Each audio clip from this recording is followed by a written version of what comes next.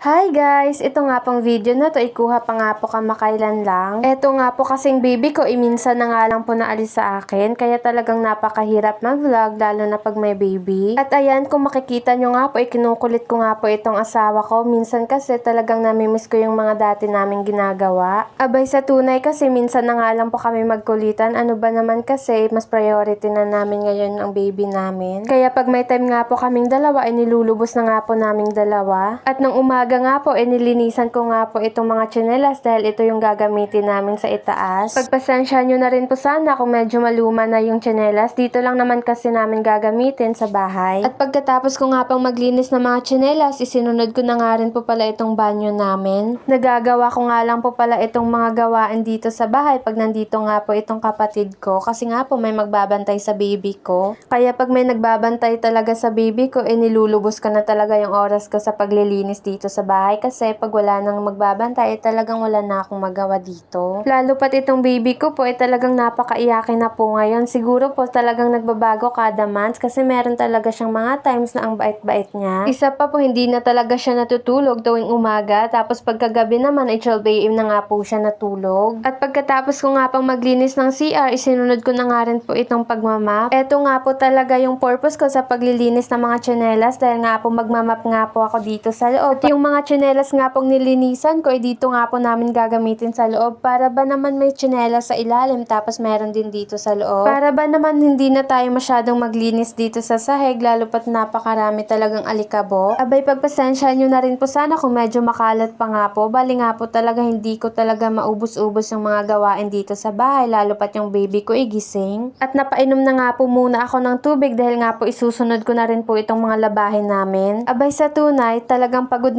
na nga po ako riyan, pero talagang wala tayong magawa kasi nga po isa na tayong ina. At talaga namang napakahirap maging isang ina, kaya sa mga bata talaga dyan, huwag niyong sasagot-sagutin yung mga magulang nyo, lalo na yung nanay nyo. At nung matapos na nga po ako sa mga gawain ko, syempre dito na nga rin po ako dumiretso sa baby ko. Abay, panay tawag na kasi ng mama, siguro nga po talagang gusto ng dumedi. So guys, paano hanggang dito na lang? Sana po huwag niyong kalimutang mag-like at mag-share ng aking video at pakifollow ng aking FB page. Bye-bye!